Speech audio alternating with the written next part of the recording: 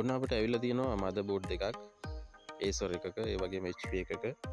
මේ මදර්බෝඩ් දෙකම direct import කරපුවා, කිසිම අතරමැදියෙක් නැහැ. ඒ නිසා ඔයගොල්ලන්ට ඊටාම සාධාරණ මිලකට මේවා අලුත් වැඩියා කරලා දෙන්න පුළුවන්.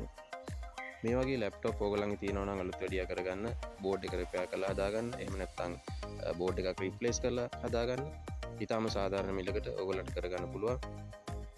එහෙම තියෙනවා නම් මට WhatsApp මැසේජ් එකක් දාන්න.